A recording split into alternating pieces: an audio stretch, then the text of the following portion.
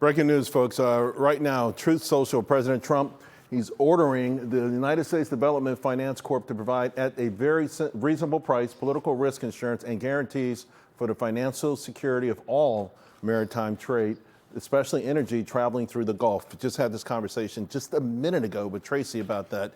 He also writes that the U.S. Navy will escort tankers through the Strait of Hormuz if it is necessary. Again, we just had this conversation a couple of minutes ago. I want to bring in Face founder and geopolitical strategist, Velina Tchakarova. And Velina, first, let's pick up on this because this kind of scuttlebutt has been around this all morning. Does it help? Does it mitigate some of the anxiety out there? Well, absolutely, because right now one of the biggest issues is linked to the closure of Hormuz Strait. And of course, the United States can provide security for commercial shipping. I think that's the whole point of this post. Let's see whether the risk will not be an attack coming from Iran, for instance, to drones. Speaking of that, I mean, how surprised are you that the snake keeps moving? They've cut off several heads. The first day, 40. They vote on the new guys. They get them an hour later. They're in the middle of a vote today. They blow that up. And yet the snake keeps moving. How surprised are you? Well, that war in itself is a very different scale. I mean, we should not compare it, for instance, with the extraction operation in Venezuela. And obviously, it's highly complex. So I don't think that anybody is really able to anticipate all possible ripple effects linked to the war. And including myself, I was quite surprised, in fact, by the scale of the operation right from the beginning. We talked about regime change, whether that was on the agenda. Obviously, it's not on the agenda. I want to highlight it once again, it's not on the agenda.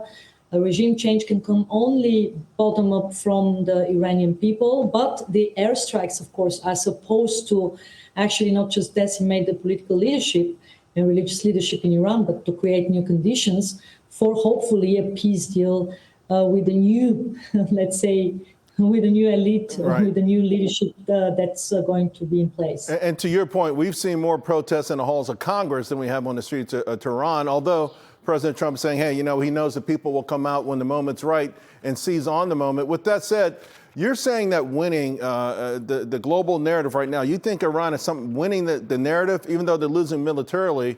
And also, you always talk about the Dragon Bear.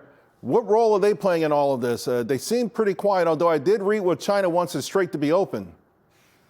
Indeed, because China has been hard hit by the closure of Hormuz. 84% oil supply goes through the strait.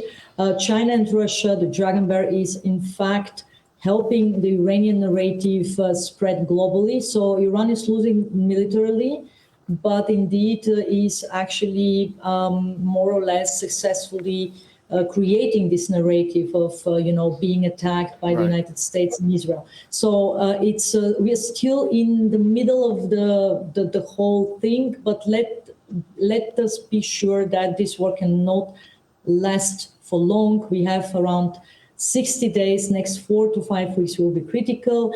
The most important points we want to pay attention to are the destruction of the nuclear installations, the destruction of the missile ballistic programs, and in that sense, I think the military goals have been more or less already achieved. Yeah, I got a minute to go. Let's go over this list because this is a list that you put together.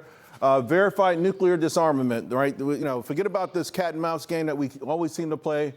Hormuz reopening, Hezbollah returning to a ceasefire, the new supreme leader, whoever that person may be, signs some form of a deal, and a narrative that President Trump can take back to the American people and say, hey, we won this thing.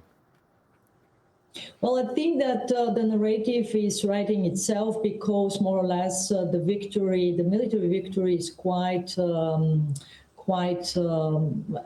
in front of our eyes already. Now, the ripple effects is what has to be put under control when it comes to the regional allies of the United States, which are also being hit by the Iranian drones. And of course, what I said already in terms of the effects for global markets.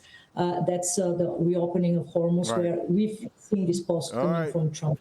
We'll leave it there. I always appreciate you when these issues come up. Hopefully, we'll be celebrating that victory sooner rather than later, Velina. Thank you very much.